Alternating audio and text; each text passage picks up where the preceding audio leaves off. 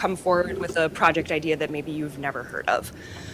So I'm just wondering, like, is that how you would like these boards and commissions to operate? Do you want them to be setting their own work and then coming to you with their suggestions? Or would you prefer that council is setting the work for the boards and commissions and then calling on them when needed? Discuss. I guess, can it go both ways? Because I don't always know what needs to be worked on or what is being worked on or should be. And then it's nice if those boards and commissions can come to us and bring that information, or if they can do it, ahead of time and then we discuss. I mean, I would agree. I don't think we want a dictatorship. So, I think I would agree with Krista. Sort of it should be a two-way street. and if we can, then if there's things that the council would want to see, we can always go that direction as well. Okay. I guess the other thing is if they have a mission statement, I would kind of like to see what it is. Yeah. So we can see what actually they want to do, and if it's what we want them to do, fine. If not, then we make suggestions. So one thing we did, like with the current version of code that we're working on, the draft we have right now, we did remove the requirement for annual updates because just it's not really happening. Would you like that to remain so that there is some connection with the boards and commissions, or how do you want the communication to work? I think they should come before us once a year and tell us what's going on Okay. with their boards, Okay. so that we know.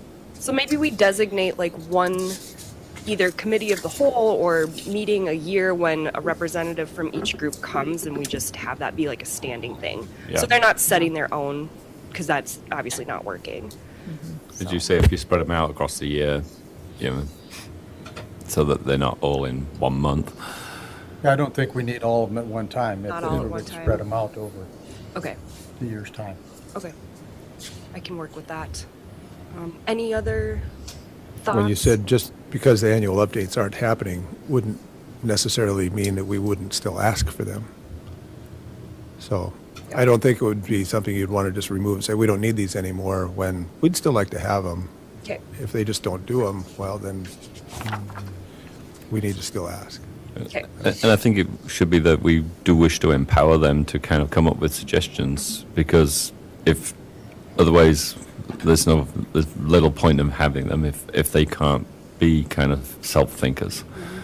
And obviously they're passionate about whatever committee they're on, so hopefully they're bringing something that benefits the community.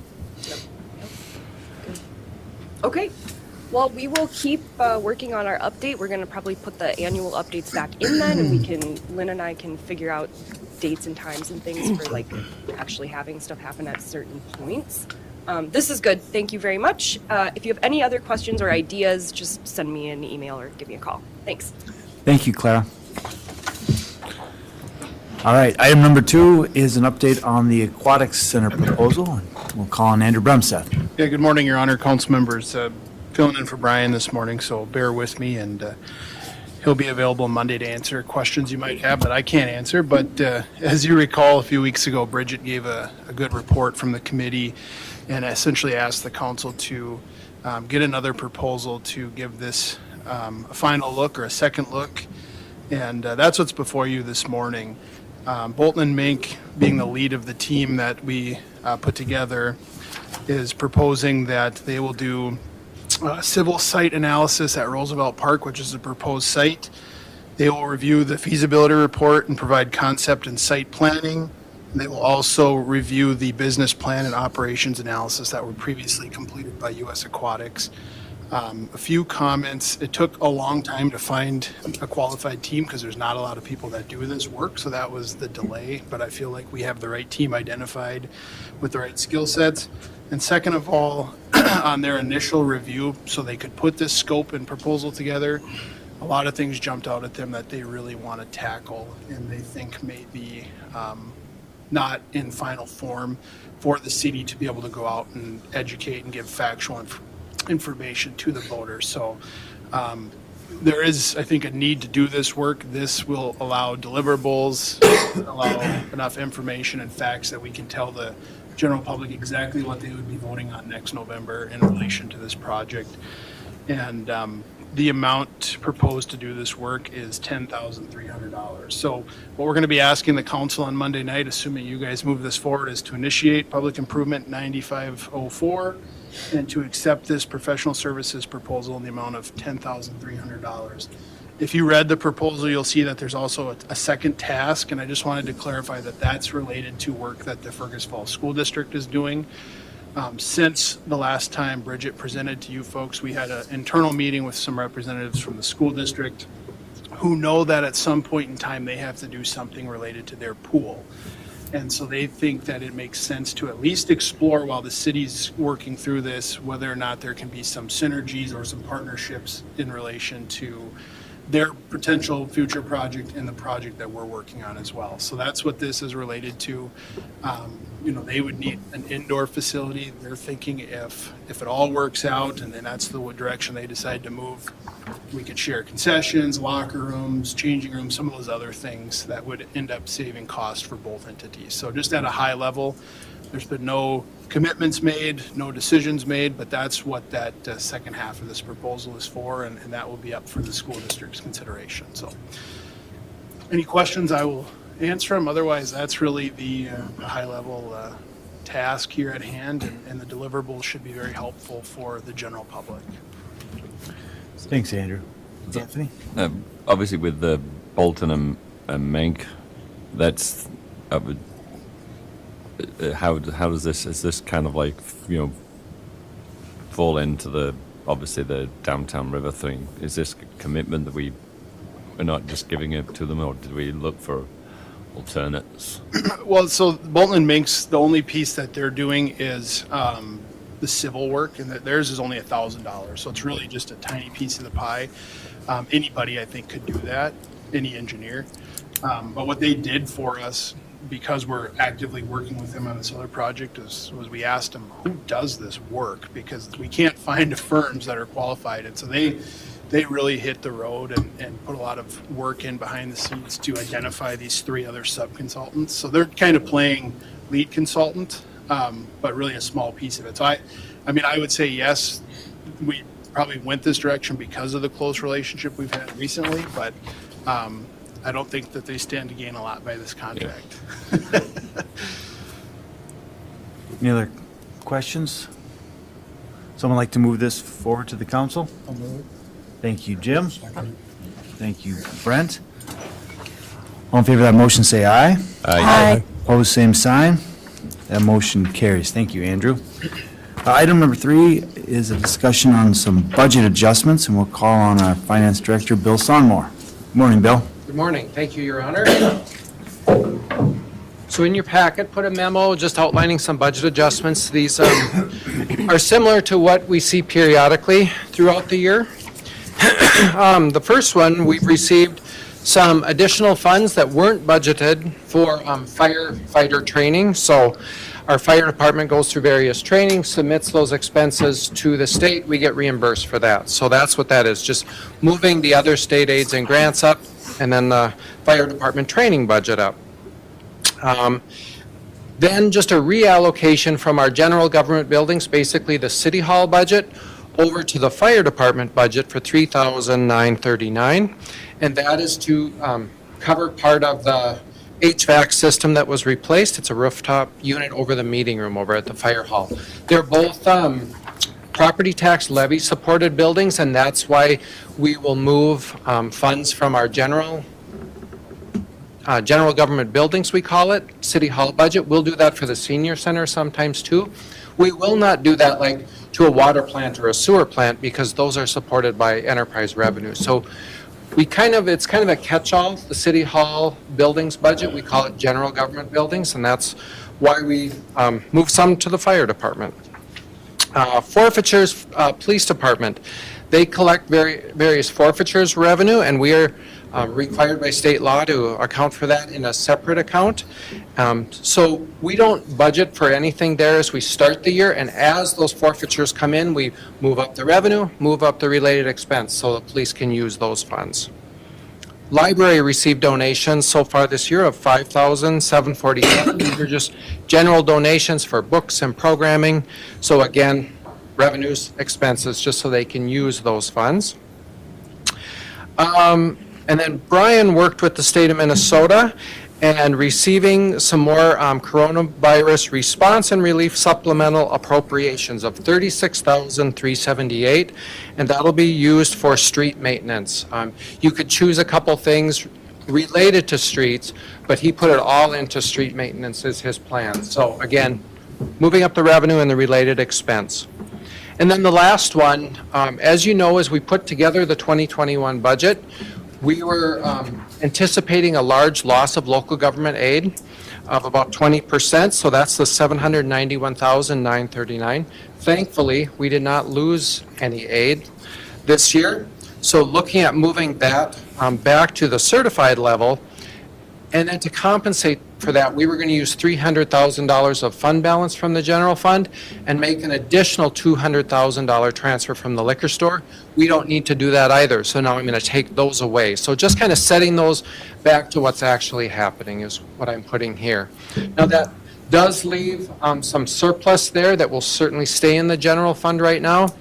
And I know we'll be getting the tax levy committee back together in November as we prepare for our December presentation, and we may talk about that a little bit at that time too. So, but at least this, I kind of wanted to get those LGA levels set back and then not using our savings in essence this year, that's very good news because we were pretty worked up as we put together that 2021 budget. So very pleased how it's coming out. So Thanks, Bill. yep. Does anyone have any questions for Bill?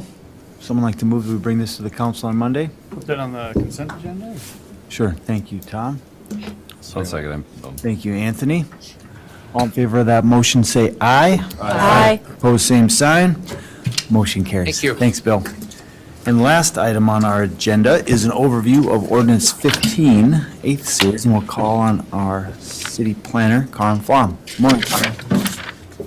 Good morning. Thank you, Your Honor, and City Council members. I was asked to give an overview of Ordinance 15, which is some proposed changes recommended by our Planning Commission to our zoning code, covering topics including permitted and conditional uses in our business and industrial zones, fences, and accessory buildings. And so I'm going to walk through each of those categories and just summarize those changes, how they're different, and sort of the recommendation and why those were made. So beginning with the uses category, just to sort of set the stage, when we talk about permitted and conditional uses, a permitted use is something that's just allowed by right. If someone meets all the other requirements of the zoning code, they don't require any other additional permissions from the Planning Commission or the City Council to do that thing. Whereas a conditional use, they have to go in front of the Planning Commission and by extension, the City Council to get permission. So conditional uses are things that, might be appropriate for a particular location, but a government might want some more control over how those uses operate, and that process also allows the Planning Commission and the City Council to put additional parameters through the application process. So for the new permitted uses that are being included in the ordinance, these are things that Darren, the Sourcewell planner, would frequently receive questions about, but that didn't necessarily have a match in our current use table. So that's how those new permitted uses were thought about.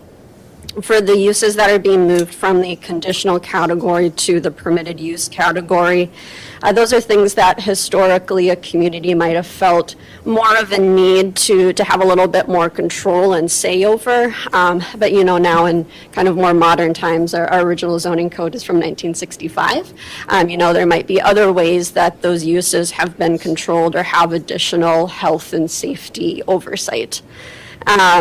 With the zoning code as well, our zoning districts, particularly our business and industrial zones, have some interconnections. So what might be permitted in one business district is just sort of by default mentioned in another business district as being allowed, or are industrial as well. So by making these changes to these permitted and conditional uses, it's also going to allow those in other districts as well. So overall, kind of allowing some more of those commercial uses in the industrial zones. For our fences, those changes, we receive a lot of calls about fences and sheds. That's kind of the most common community resident questions that we receive. Our current ordinance, when it comes to fences, I summarize this as, yes, you can build a fence, and that's it. And so fences, we often receive calls and are causes of disputes between neighbors. And so the hope is by putting some more parameters on fences, similar to other communities, that we can, just put some more guide rails on fence construction. So some of the changes would be a 2-foot setback from any property line. That would be 5 feet setback for an alley, just for safety and site concerns. A fence would have to be limited to 6 feet in height in a residential zone. It would have certain exceptions if a property line shares a boundary with a business or an industrial zone. In those situations, someone would be able to build an 8-foot fence along that boundary. For business or industrial zones, the fence height limit would be 10 feet. Fences in the front yard would have to be 50% opacity and be a decorative quality. And so the zoning code specifically says things like a picket fence, split rail fence, iron or brick, and specifically says that a chain link fence is not a decorative fence. We also retained a site triangle for our corner lots, again, just for a safety concern, but the language was hopefully simplified a little bit from our current existing code, just to make that easier to understand. We do not currently have a zoning review permit for our fences, and the new proposal for these fence rules does not include one, but building code is a little bit different. So building code does require a permit for any fence that's over 7 feet in height.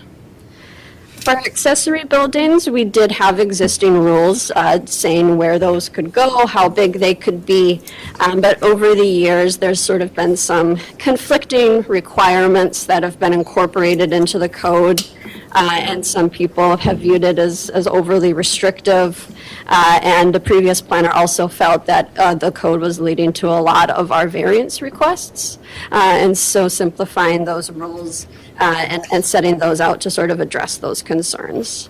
So some of the changes that are there, it would allow detached accessory buildings to be constructed anywhere in the side or the rear yard. So you can think of anything behind the front of the house as being where a detached accessory building could be built. Currently, it's limited to the rear 1/3 of the rear yard. We also have a provision in the proposal that would allow accessory buildings to be constructed in the front yard if you're on a water lot. That was another common variance request. The only difference here is that in those situations, a structure like a garage or a shed would have to observe all the primary structure setbacks. So as an example, in the front yard, that's usually 30 feet for our R1 district, whereas otherwise an accessory building could be built within 5 feet of a parcel line. It clarifies the maximum building height of an accessory building, so that was another conflicting provision that we had. It also specifies that an accessory building can only be constructed after something like a home or a primary structure is built, unless they're permitted at the same time. And the other change is to the maximum size allowed of accessory structures. So that was currently 30% of the rear yard size, but that's now being changed to 10% of the lot size. And the RA zone, which is our agricultural residence district, has a different provision where 5,000 square feet of accessory buildings would be allowed to be constructed. There's also a conditional use permit being added for pole buildings or post frame construction to have that review by the Planning Commission and to ensure some more harmony with surrounding neighborhood design. So those are the changes that are included in the proposal. These were recommended by the Planning Commission at their September meeting, and then was included in the October 4th City Council packet, where the city attorney was directed to draft those ordinance changes, and the first reading was held last week. So I'm happy to answer any questions. We also do have the Vice Chair, Laurel Kildee, available today as well, if you have any questions for the Planning Commission members. So with that, thank you, and happy to take any questions. Thanks, Karen. I know the Planning Commission has put a lot of work into this, and it's very much appreciated to clean up some of this language. And so thanks, Laurel. And She's been wonderful. yeah, That's a big asset, so thank you for that. yeah. Thank you, Karen. Questions? Go ahead, I Andrew. got one question. Obviously, on the chain link fence, there are a number of those already in existence. Are we grandfathering those in? Yep, so Minnesota statute with nonconformities, if something was constructed before changes to zoning code, it's allowed to continue. That's pretty much the same. I got several of them in my ward that got the chain link fences out front. And I don't know if I heard it right. Did you say that a property line fence has to be off the property line? Correct. So one of the recommendations is that the boundary line fences would be prohibited, so any fence would have to be 2 feet. Any new fence would have to be 2 feet off of the So if property. you had two neighbors who wanted to put up a fence, you'd have a big gap running up the middle of them? Correct. I don't know if I like that. Unless you could get both neighbors to agree, I suppose, and then you could have to go for a Who's gonna variance. mow it? Yeah, that- and to me, that just, you start going down the street, and I mean, usually it's pretty good. One person can hook up to another person's, and you end up with one fence. I mean, the only time you run across it is I had one woman who had a major issue because when that guy built his fence, he supposedly put the ugly side facing out, and she didn't like that. And, she, that was about the only problem she had. But I mean, to me, property line fences have always been like right on the property. And it's just, it kind of leaves you that big gap in the middle that kind of look odd as far as I'm concerned. Laurel, did you guys, We talked about it, and I don't want to throw anybody under the bus. Vern Johnson's a realtor on our committee, and his concern was the ability for people to maintain the fence, the opposite side of the fence, without going on their neighbor's property line. We had it as a boundary line, and it got changed at the last minute after Vern's concern. I think you would have he probably would not agree, but I think everyone else, and Karen, was that your take too, that it seemed everyone else was amicable to a boundary line? The other number that was thrown out was 1 foot off. But that's where the concern came from, was going to maintain the other side, and the concern that if only one person had a fence, if you put it right on the boundary line, he raised, all of a sudden that neighbor has to weed whack a boundary line he never had to weed whack before. And so he thought that the person putting the fence up should have to maintain that grass or that side of the yard without trespassing. I fully understand what Councilmember Thompson is saying, but that's how the conversation went. Have we ever had an issue with that before? People trespassing to paint their fence or talk their friends into doing it for them? It was my second day here, was one of the first calls I received. So it is a thing? Mhm. Oh. Yes. The other side of that is too, homeowners are going to sell and new homeowners are going to come in and now they have this fence line and the new homeowner doesn't abide by the agreement the previous ones did and I lean my stuff up against this fence that he owns but it's on the property line and so I think making sure the fence is on your property with access to care for the other side makes sense. I get your point, but when people sell and people buy, they're going to be binding into an agreement for this fence line that they maybe don't otherwise want to have. So I think it makes sense. It's pretty clear who owns the fence and who can maintain it without having a mutual dispute between neighbors, but. If neighbors came in and wanted to put the fence right on the fence line, and they asked to do that, could that be done? Under our current ordinance, you mean? Yes. Yes, we have no rules in the current ordinance about where a fence could But in go. the new ordinance, could they get an exemption to put that fence line if they're amicable to do it between them? There's nothing in the proposal that would allow that, no. That's something that you as a council could add, though, if Correct. you wanted to add a provision that said if neighbors on both property lines agreed to put it on the property line, we could have that flexibility. I think that should be added. I mean, other than, of course, the two neighbors that, one of them moves, and then you I get Tom thought move next door, about that, too. and, he may not be as amicable, Can, I don't know so, about the legalities of it, but is there something that can be put in there when it's on the property line that neighbors have to allow, the person over here who owns the fence access just for maintenance only in order to, no? Okay. so what about the properties that are essentially narrow lots, right? That if you put a fence 2 feet in, you're like on the house. So if you're 50 feet and you put 2 feet either side, Yeah, yeah. I mean, that, to me, that's where it could be an issue. Laurel, did you have a comment? Talking about 2 feet was if the lot line is unclear, we're not up against a survey, that kind of a thing, that gives a little bit of wiggle room for where people think their property line is versus where their property line also is. And part of me, I think we brought up, could we do a conditional use permit if you want to be closer to the lines than the 2 feet? And that would deal with the lot size that Councilmember was raising too. So, and I think that could be handled by Jim's comment of just having an agreement between, the conditional use permit. To clarify, a variance. It would be a variance Sorry, from the, variance, yep. yeah. That would be possible. It just adds more work for property owners to have that requirement And cost. and cost.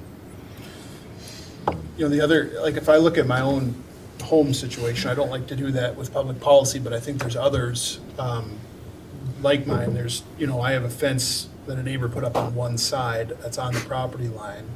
If I wanted to fence in my yard now at 2 feet in, all of a sudden we have corners that aren't square. And if the other neighbor fenced in, it just starts looking goofy when some fences are on the line, some are 2 feet in, and all of a sudden there's nothing square about anybody's yards. And if I have to go all the way around to mow and everybody else is fenced off, I don't know how I'm gonna do that, but Do other communities have, I think it's all around the board. It's around the board. I think the problem is we've got too many fences that exist, that are on property lines. fences make good neighbors, right? That would be the kind of thing, is like, it would test the neighborliness of people.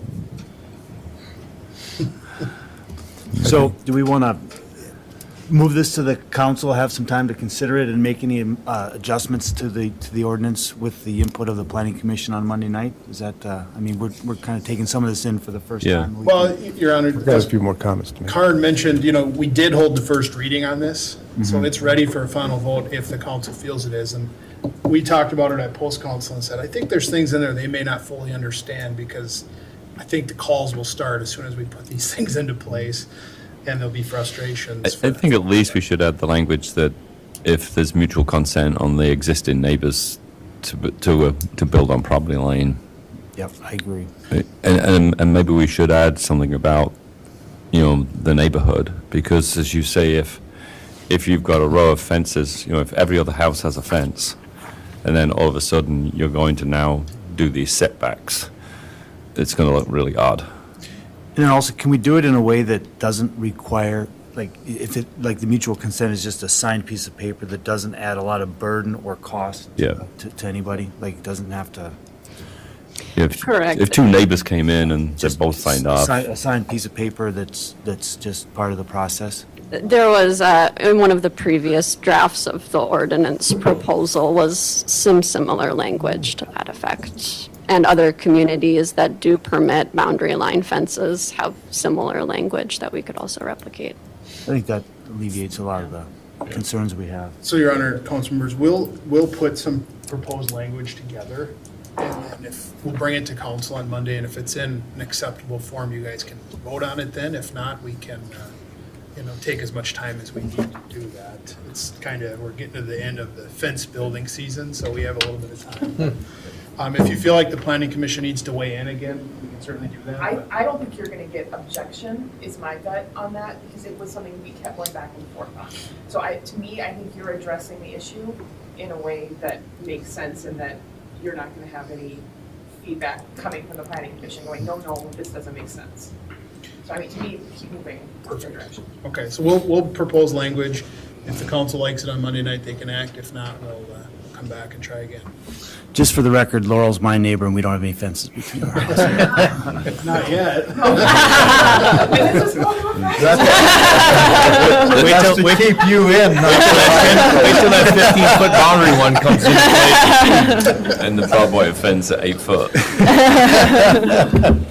don't even All right, go let's- pole vault over that thing. Scott has I've still got a couple Oh, yeah, comments. Scott, go ahead. Two specific comments to make. First of all, on this Section 1 lot line setback question, I think the best bet for us at this point is just to drop that entirely, because it's going to create more problems than it solves. We're going to end up with these dead zones between lots, and we're going to have all the problems that have been described here. I think if we just do not even say this at all and leave things as is, we're going to be better off than trying to implement this 2-foot setback deal. I think this is going to create a lot of trouble. And so as you're looking for ways to bring this to us on Monday, I'd say leave this out entirely. That would be my suggestion. I would Second, go ahead. make a motion to that effect and see if the rest of the council agrees. Okay, I'll make a motion to that effect, and then I still have some other things I want to talk about. So I'll make a motion that we drop 21E1, that section Someone from lot like line. to second that, and then Scott, yeah, thanks, Brent. Okay, go ahead, Scott. As far as any more comment on the motion, I've said what I need to say. Yeah, go ahead and just finish your comments, and we'll vote on, because we're going to just vote to bring this to the council.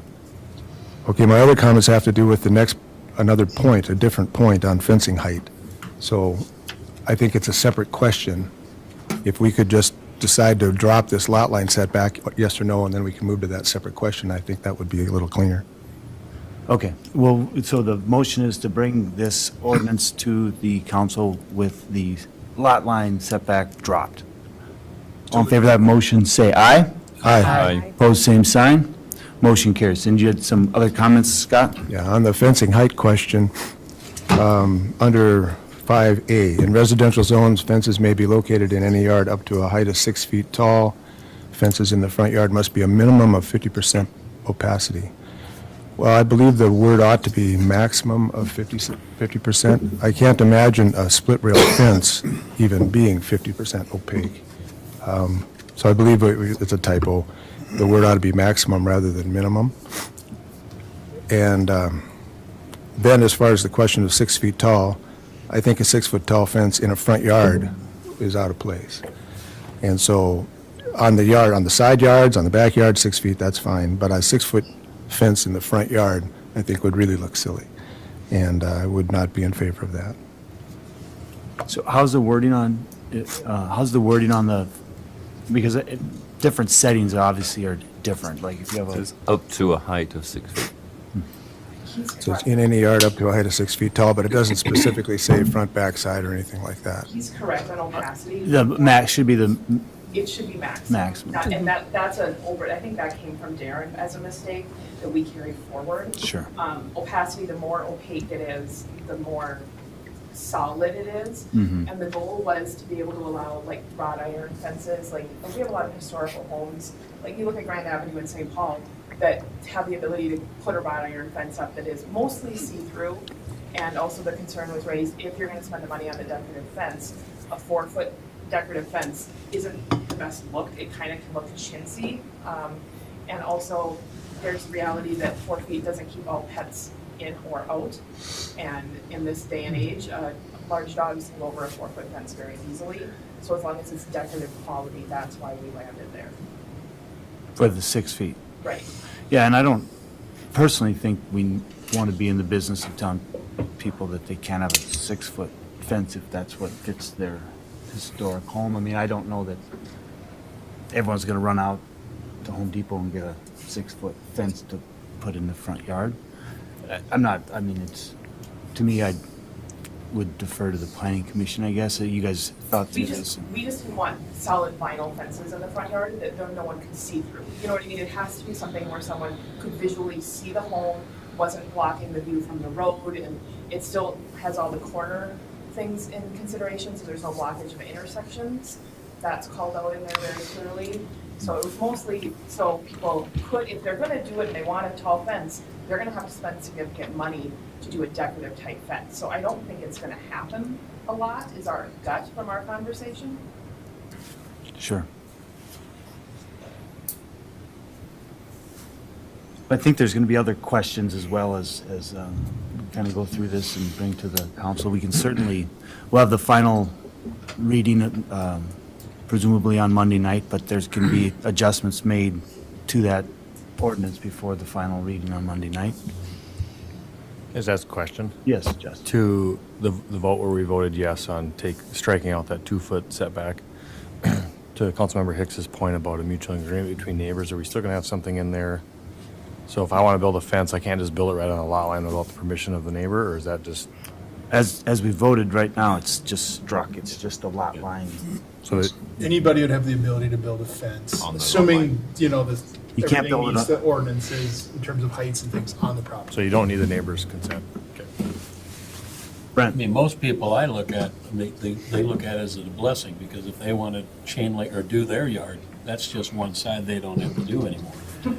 You know, either they butt right up to it, or they go up to the neighbor and say, hey, you know, mind if I hook up to your fence? As far as, most people wouldn't complain about it. The Just glass the is pure half fact full. is- What's that? The glass is half full.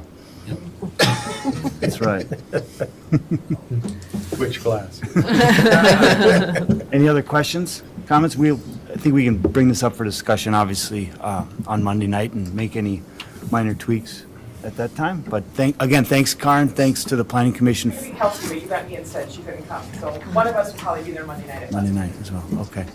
All right, so we'll bring that to the council on Monday. Anything else to come before the committee? Yeah, I've got one thing. Yeah, Jim. As most of you know, I'm on the Lakes Service Co-op Board, and we have our annual meeting starting this afternoon. It's at Arrowwood this year. We didn't have one last year because of COVID, and they weren't going to do it this year either, because usually it's in July when they do it. But in July, they said, yeah, we're going to do it, and we're doing it at this time. 8 service co-ops come together for that meeting, so it's a pretty big deal. And I'm treasurer of the local service co-op.